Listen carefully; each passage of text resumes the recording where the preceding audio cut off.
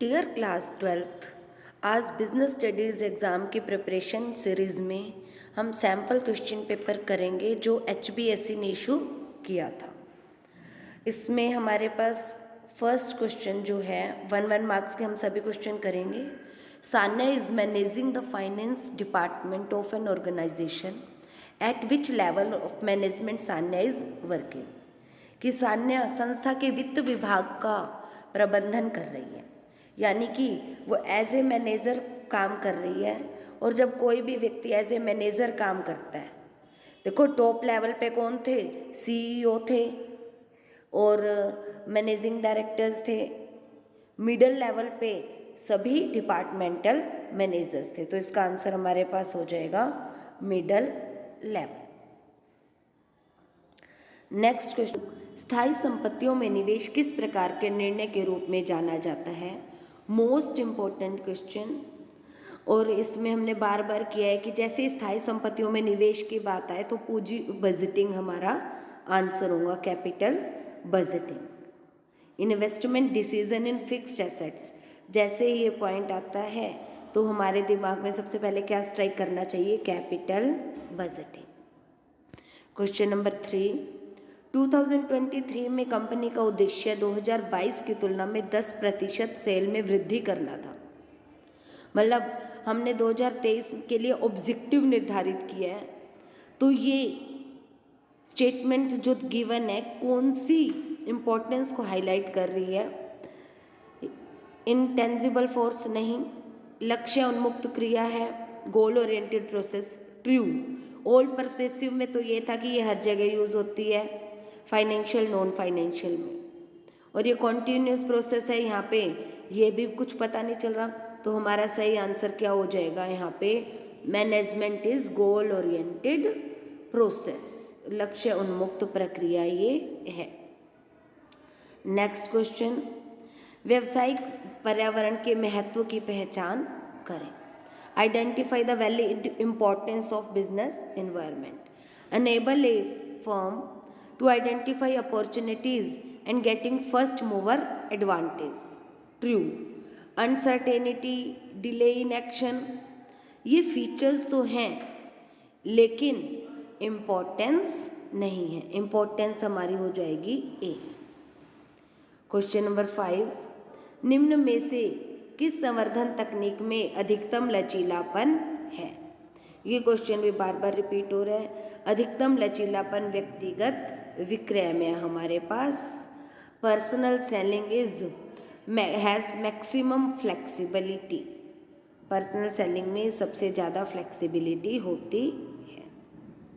परिवर्तन बहुत जल्दी जल्दी हो रहे हैं और इसके बारे में भविष्यवाणी करना मुश्किल है।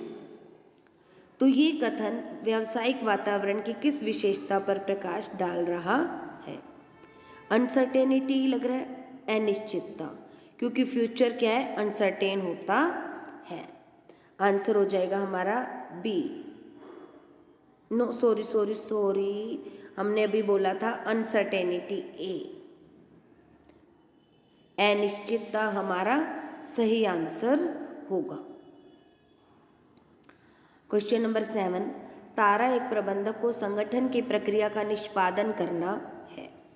पहले से निर्धारित योजनाओं के अनुसार किए जाने वाले कार्य को पहचानने और विभाजित करने के बाद उसे संगठन प्रक्रिया के किस चरण को करने की आवश्यकता होगी? तो उसने उसे पहचाना है, इसके बाद उसको क्या करना पड़ेगा, विभागीकरण। नेक्स्ट पॉइंट हमारा आ जाएगा विभागीकरण, यानी कि डिपार्टमेंटलाइजेशन हमारा सही आंसर होगा। क्वेश्चन नंबर 8, उचित मात्रा में कार्यशील पूंजी व्यवसाय में डैश का सूचक है। जब भी कार्यशील पूंजी यानी कि working capital, sufficient working capital हमें क्या बताती है? करंट एसेट्स, करंट लाइबिलिटीज़ में जो डिफरेंस होता है उसको वर्किंग कैपिटल कहते हैं, जो हमें करंट लाइबिलिटीज़ को पे ऑफ करने में हेल्प करती है। तो इससे हमें बिजनेस की तरलता या लिक्विडिटी का पता चलता है। तो आंसर होगा सी, लिक्विडिटी। क्वेश्चन नंबर 9, सही विकल्प का चयन कीजिए। वही क्वेश्चन बार बार रिपीट हुआ ये भी। प्रबंध व्यापक है, यानी कि management is pervasive, it's true. Next ये कह रहा है management is required financial as well as non financial institutions, it is always also true and इनमें रिलेशन भी है। तो आपका सही आंसर क्या हो जाएगा? दोनों ट्रू भी हैं और दोनों का रिलेशन भी है, तो डी आपका सही आंसर हो जाएगा यहाँ पे। क्वेश्चन नंबर 10, परिवहन सेवा समय उपयोगिता बनाने में सहायक है। Transportation help in creating time utility and warehousing help in creating place utility. जबकि आप ये देखिए जो ट्रांसपोर्टेशन है वो हमें टाइम यूटिलिटी नहीं देता, ट्रांसपोर्टेशन प्लेस यूटिलिटी देता है, और वेयर हाउसिंग हमें टाइम यूटिलिटी देता है, क्योंकि हम वेयर हाउस में अगर हमारे पास सामान है तो हम कोई भी चीज़ यूज़ कर सकते हैं कभी भी। तो फर्स्ट स्टेटमेंट होगी हमारी false. Second, good physical distribution strategy, अगर फिजिकल डिस्ट्रीब्यूशन सही होगा तो वो टाइम यूटिलिटी देंगे as well as place utility भी देंगे, तो वो टाइम पे सामान भी पहुंचेगा और प्लेस भी उसके सही स्थान पे भी मिलेगा। तो अगर इसको आप ट्रू भी लेके चलते हो तो आपके पास क्या आंसर हो जाएगा? Statement 1 is false and second is true, B. 11th question, give one example of social environment of business. Social environment of business, legal environment, आपने इस तरह से काफ़ी सारे एनवायरनमेंट पढ़े हैं।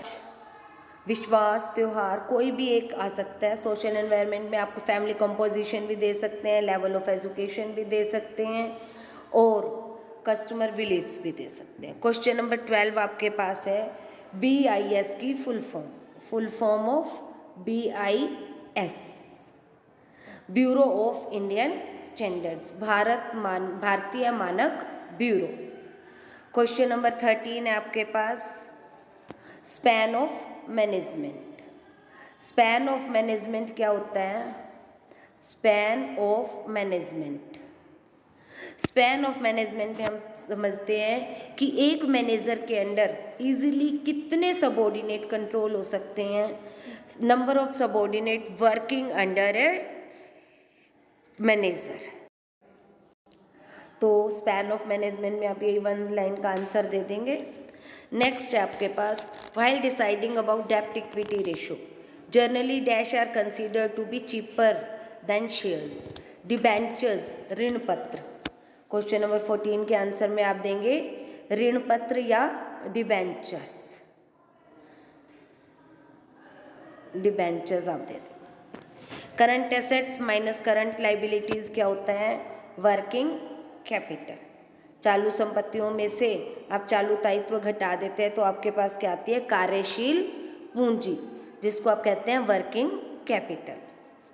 Question number 16, shaving cream tube का कंटेनर, ये क्वेश्चन बार बार रिपीट हुआ है बेटा, तो आपको आंसर इसका याद ही रखना है, प्राइमरी पैकेजिंग। तो आपका आंसर हो जाएगा primary. 17, planning is looking ahead and controlling is looking back. तो आप आंसर में 2 ब्लैंक आपको दिए हैं, तो एक में लिख दोगे अहेड और कंट्रोलिंग है लुकिंग बैक।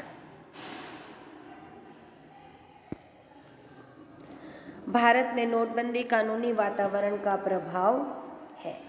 कानून में भी परिवर्तन हुआ ही था, अर्थव्यवस्था में भी परिवर्तन हुआ था, तो इसका आंसर हो जाएगा आपके पास ट्रू। ये आंसर आ गया आपके पास ट्रू।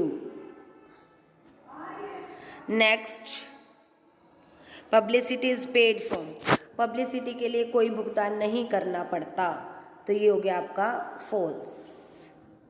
नेक्स्ट आपके पास है hoarding is an example of unfair trade practices, ये बात सच है, तो इसका आंसर हो जाएगा आपके पास ट्रू। इसके बाद आपको 3 मार्क्स के क्वेश्चंस दिए हैं, ये हम एक स्पेशल वीडियो में डिस्कस करेंगे। बिजनेस स्टडीज़ में अच्छे मार्क्स लेने के लिए सभी वीडियोस को रूटीन से देखते रहें और चैनल को सब्सक्राइब जरूर कर लें ताकि आपको नोटिफिकेशन मिलती रहे। Thank you.